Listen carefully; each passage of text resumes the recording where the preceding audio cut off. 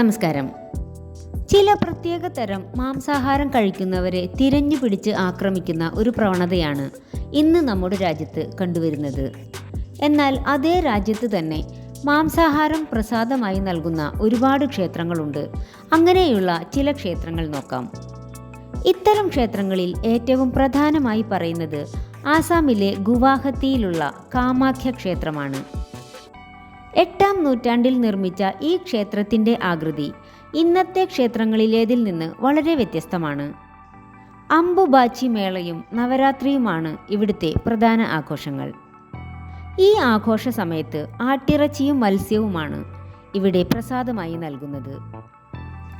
തമിഴ്നാട്ടിലെ മധുര ജില്ലയിലുള്ള മുനിയാണ്ടി സ്വാമി ക്ഷേത്രമാണ് മറ്റൊരു ക്ഷേത്രം. ഈ ക്ഷേത്രത്തിലെ വാർഷിക ഉത്സവത്തിൻ്റെ ഭാഗമായി 83 വർഷമായി മട്ടൻ ബിരിയാണിയാണ് പ്രസാദമായി ഭക്തർക്ക് നൽകി വരുന്നത്. ഒറീസയിലെ വിമല ക്ഷേത്രത്തിലും മാംസാഹാരമാണ് പ്രസാദമായി നൽകുന്നത്. ദുർഗാപൂജയാണ് ഈ ക്ഷേത്രത്തിലെ പ്രധാന ആഘോഷം. ആട്ടിറച്ചിയും മത്സ്യവുമാണ് ഇവിടുത്തെ പ്രസാദം. മറ്റൊരു ക്ഷേത്രം ഉത്തർപ്രദേശിലെ ഗോരഖ്പൂരിൽ സ്ഥിതി ചെയ്യുന്ന തർക്കുല ദേവി ക്ഷേത്രമാണ്.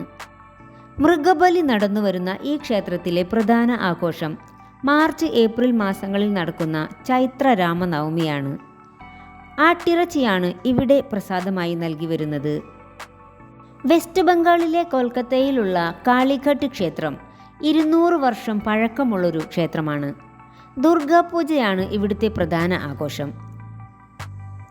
ആട്ടിറച്ചിയും മത്സ്യവുമാണ് ഇവിടെ പ്രസാദമായി നൽകുന്നത്. കണ്ണൂർ ജില്ലയിലെ പറശ്ശിനിക്കടവ് ക്ഷേത്രം മറ്റൊരു രീതിയിലാണ് പ്രസാദം നൽകി വരുന്നത്.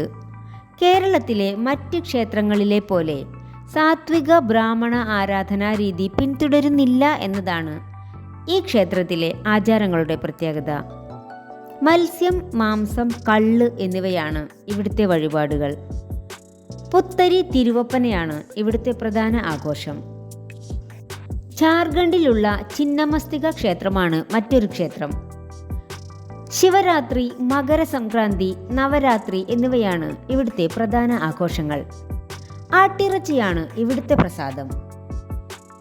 മധ്യപ്രദേശിലെ ഉജ്ജയിനിലുള്ള കാലഭൈരവ ക്ഷേത്രം പ്രസാദമായി മാംസാഹാരം നൽകുന്ന മറ്റൊരു ക്ഷേത്രമാണ്.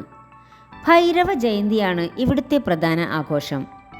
മദ്യമാണ് ഇവിടെ പ്രസാദമായി നൽകി വരുന്നത്. മാംസാഹാരം പ്രസാദമായി നൽകി വരുന്ന ഒരുപാട് ക്ഷേത്രങ്ങൾ ഇനിയുമുണ്ട്. ഇതുവരെ പറഞ്ഞ ക്ഷേത്രങ്ങളിൽ ഇപ്പോഴും മൃഗബലി നടക്കുന്ന ക്ഷേത്രങ്ങളുമുണ്ട്. വളരെ നീചമായ ആചാരാനുഷ്ഠാനമായ മൃഗബലി പുണ്യമായിട്ടാണ് അവർ കണക്കാക്കുന്നത്. മതവും ജാതിയും മനുഷ്യന്റെ നന്മയ്ക്ക് വേണ്ടിയായിരിക്കണം. യഥാർത്ഥ മതം അന്ധവിശ്വാസത്തിലോ സിദ്ധാന്തത്തിലോ അല്ല, മനുഷ്യന്റെ യാഥാർത്ഥ്യ ബോധത്തിലാണ്.